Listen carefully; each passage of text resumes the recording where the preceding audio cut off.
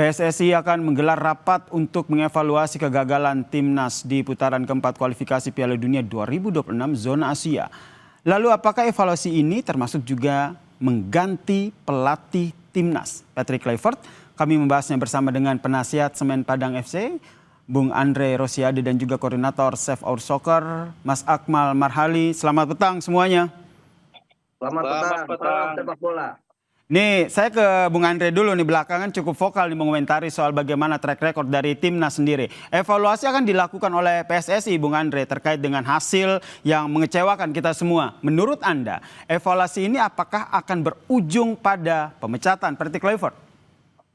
Ya, saya sudah mencek ke dalam ya. Ada dua kubu. Ada kubu yang ingin mempertahankan Patrick, ada kubu yang ingin mengganti Patrick. Tentu ujungnya nanti adalah pengambil keputusan dan rapat exco. Ya bisa saja voting nanti. Ya karena ada perbedaan ini. Itu satu. Yang kedua, kalau melalui evaluasi tentu harus dievaluasi. Kalau menurut saya Patrick ini harus keluar, dipecat segera. Karena apa?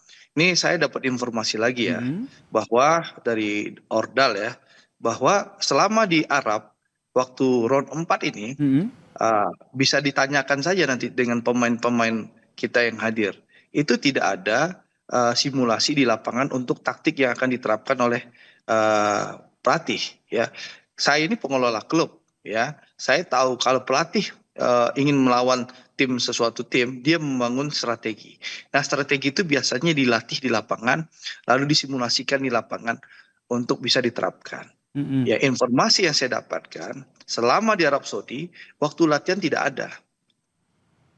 Oke, waktu latihan tidak ada ya? Technical meeting itu dilakukan hanya sebatas 15 menit sebelum berangkat ke lapangan gitu loh. Jadi ini menunjukkan memang tim kepelatihan terbaik dalam tanda kutip ini memang tidak siap dan tidak mampu memimpin timnas kita. Jadi memang itulah fakta-fakta informasi orang dalam yang saya dapatkan bahwa memang latihan-latihan di Arab itu hanya sebatas pemanasan saja itu loh. Tidak ada latihan taktikal ya, simulasi permainan atau simulasi strategi sesuai rencana strategi yang akan diterapkan di lapangan. Menarik nih yang disampaikan Bung Andre nih, menurut saya dan saya rasa gimana apa nih, yang saya sampaikan ini nanti pasti akan dibongkar di rapat exco nanti gitu loh. Saya rasa ini akan dibongkar, dilaporkan secara detail informasi yang saya dapatkan dari berbagai pihak orang dalam PSSI sendiri. Jadi bukan satu sumber ya, banyak sumber yang saya dapatkan. Jadi pernyataan Bung Andre ini bisa dipertanggungjawabkan ya begitu ya, bahwa tidak ada simulasi sebelum pertandingan. Kemudian yang menarik masih ke Bung Andre. Jadi gini ya Sir, banyak yang tidak puas tapi takut bersuara sendiri. Akhirnya mereka menitipkan pesan kepada saya itu loh. Ya. Oke, tadi juga Bung Andre menyebutkan bahwa ada dua kubu begitu ya. Dua kubu, berarti ada satu kubu yang masih mempertahankan Patrick Kluivert, ada yang juga ingin Patrick Kluivert ini diganti. Ini bisa di-spill lebih detail lagi nggak dua kubu ini siapa aja? Yang perlu dipahami, ini juga harus kita buka bahwa di dalam timnas itu Pak Marji mungkin sering kita lihat di depan publik. Kalau ada masalah di timnas yang pasang badan namanya Sumarji. Sebagai ayah anak-anak, sebagai pemimpin, sebagai panglima rakyat Indonesia, supporter Indonesia tahunya hanya Pak Marji. Tapi exco PSSI kayak Bang Akmal ini dan seluruh pengamat tahu itu bahwa Pak Marji itu bukanlah panglima sebenarnya.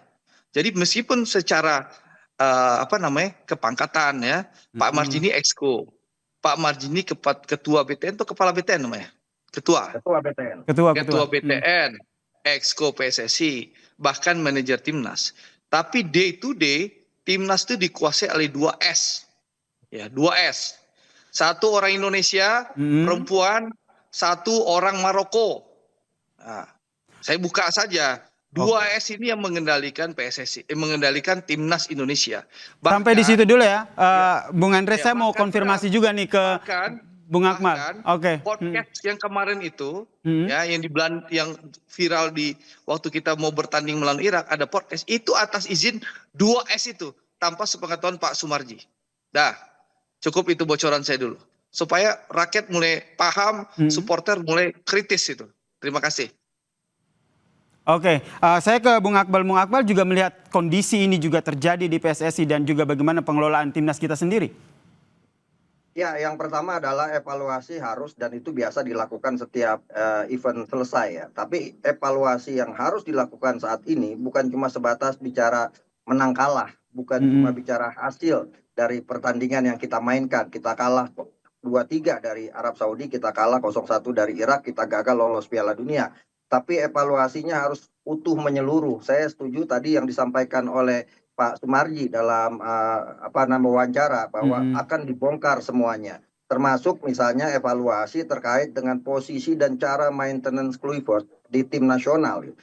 Pelatih Kluivert ini kan pelatih tim nasional Indonesia, tapi waktunya di Indonesia lebih sedikit dibandingkan dia ada di Belanda. Nah, ini kan akan memakan biaya yang sangat besar tentunya, ditambah dia juga tidak bisa mengenal kultur sepak bola Indonesia secara dalam. Harusnya Patrick Kluivert sebagai pelatih lebih banyak berada di Indonesia, kemudian memantau kompetisi sepak bola Indonesia, sekaligus juga berdiskusi dengan pelatih-pelatih di Liga 1, Liga 2, terkait apa yang dia inginkan, konsep yang diinginkan di tim nasional, sehingga semua klub memahami secara utuh menyeluruh tentang keinginan atau SNI, standar nasional Indonesianya, itu tercapai ketika main di tim nasional. Ini kan tidak. Beberapa kali Patrick Kluivert ada datang ke Indonesia itu jelang pertandingan, setelah selesai pulang. Bahkan sekarang ketika kemudian para pemain kembali ke Indonesia, dia langsung kembali Belanda. Jadi datang dari Belanda, kembali dari Belanda. Nah, ini tim nasional Indonesia atau tim nasional Belanda sebenarnya Patrick Kluivert ini.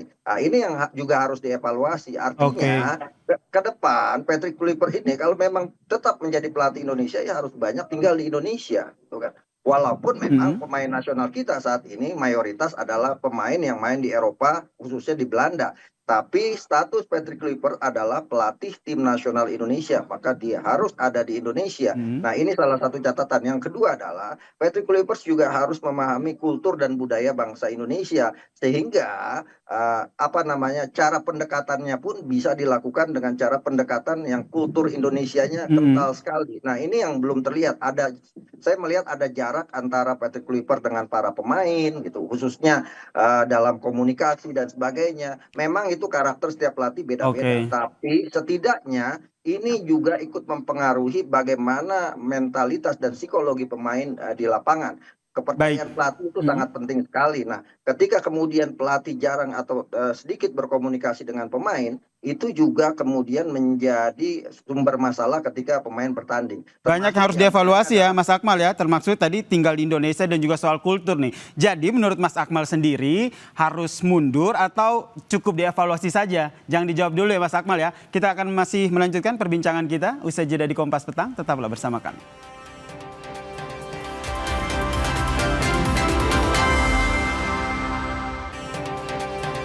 Kita masih membahas bagaimana evaluasi yang dilakukan PSSI terkait dengan kegagalan timnas di putaran 4 kualifikasi Piala Dunia 2026 zona Asia. Saya ke Mas Akmal. Mas Akmal, jadi menurut Anda evaluasi ini akan berujung pada pemecatan atau seperti apa?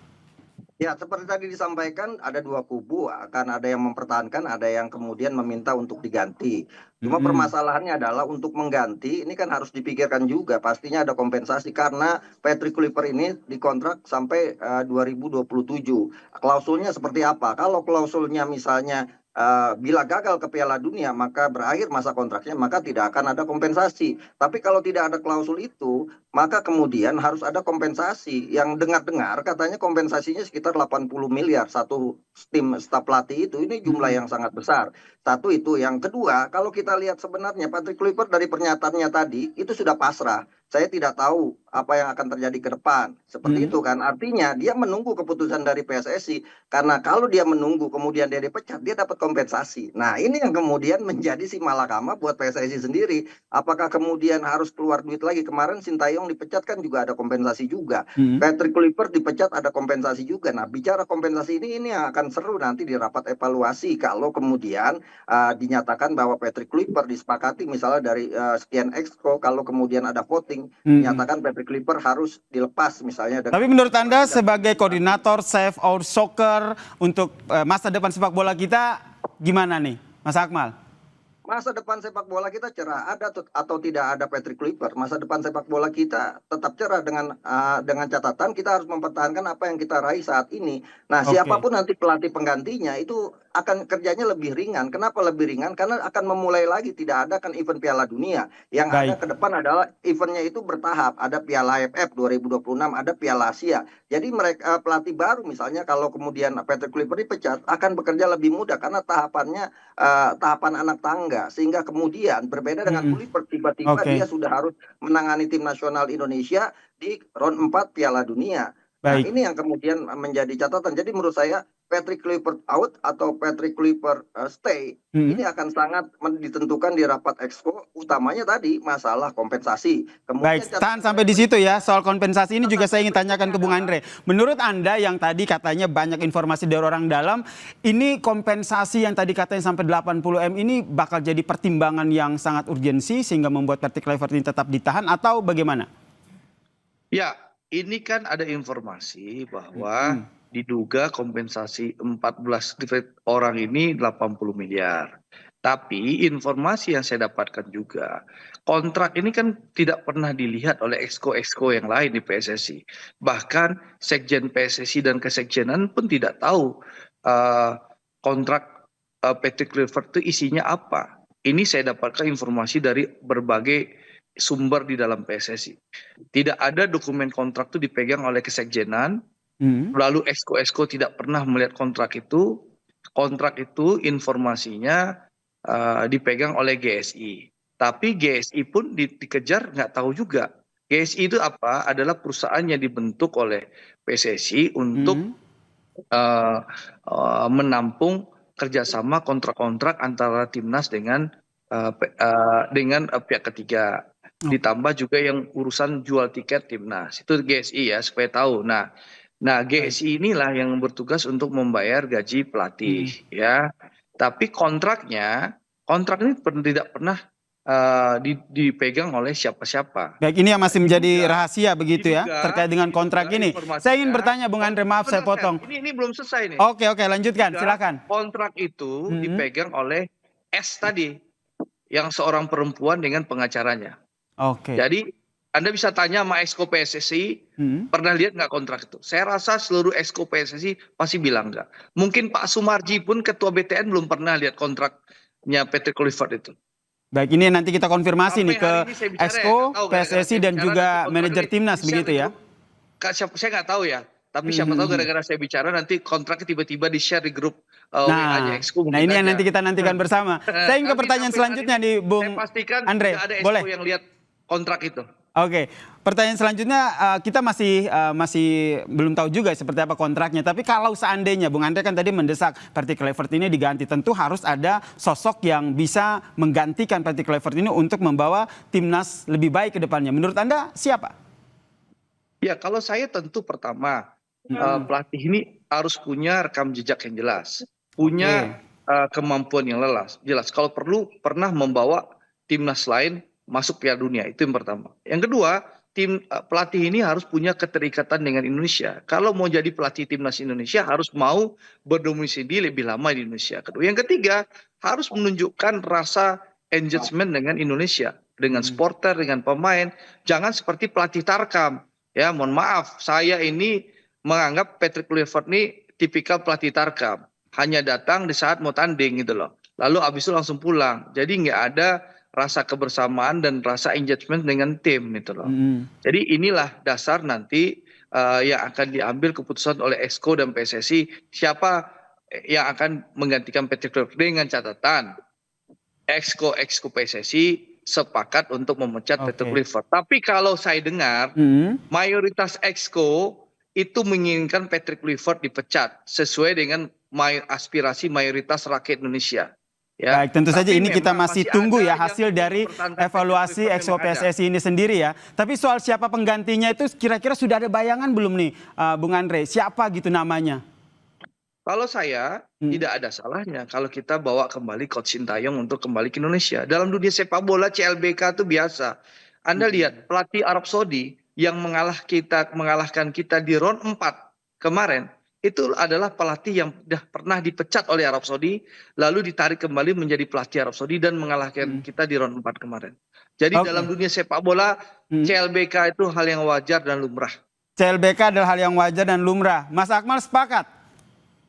Ya jadi gini, untuk saya kasih solusi untuk PSSI kalau kemudian Patrick Kluivert harus diganti karena Vox Populi Vox Dei. Suara rakyat adalah suara Tuhan. Dorongan rakyat untuk pecat Patrick Kluivert ini kan sangat besar. Jadi solusinya seperti yang pernah dilakukan oleh Adana Danspor klub Turki, di mana ketika dia melepas kontraknya Patrick Kluivert, Patrick Kluivert tidak dipecat karena harus ada kompensasi besar. Ketika itu 150.000 euro per bulan yang harus dibayar atau sekitar 2,3 miliar.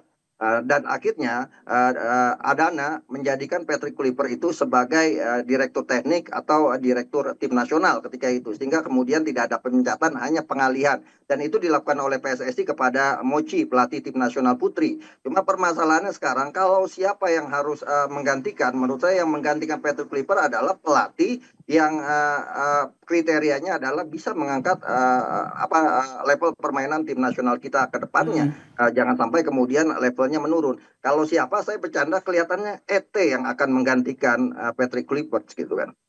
Oke. ET ini bukan Pak Erick Thohir ya, Erik ten Hag.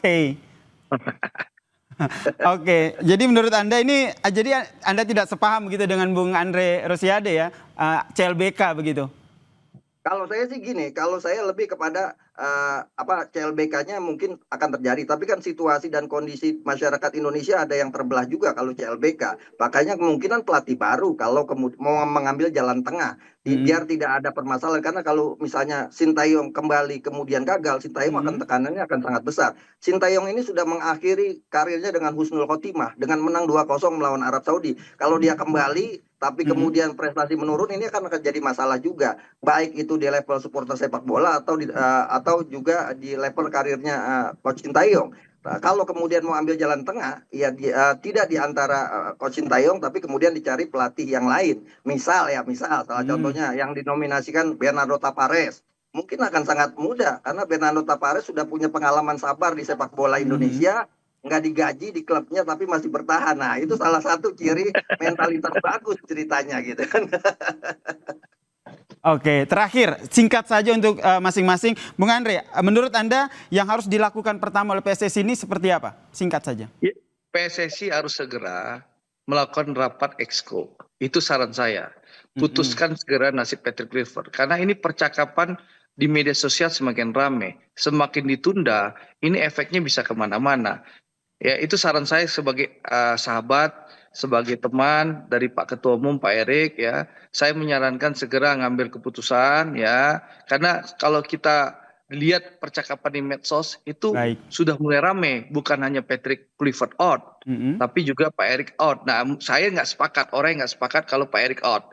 Saya rasa Pak Erick harus tetap dipertahankan menjadi Ketua Umum PSSI. Tapi kalau tidak cepat mengambil keputusan, ini narasinya terus berkembang gitu loh. Kemarahan ini harus segera diantisipasi, di mana PSSI harus segera mengambil keputusan, jangan berlama-lama gitu loh. Sepakat. Kita sudah ambil poinnya, jangan berlama-lama, segera ambil keputusan ya. Yang terbukti gagal dan tidak mampu memimpin Indonesia gitu loh. Baik, saya yakin juga Mas Akmal juga sepakat PSSI segera ambil keputusan terkait dengan hasil timnas kita di laga menuju Piala Dunia ini. Terima kasih Bung Andre dan juga Mas Akmal telah bergabung bersama kami di Kompas Petang. Salam sehat semuanya. Ya, terima kasih. Salam sepak bola.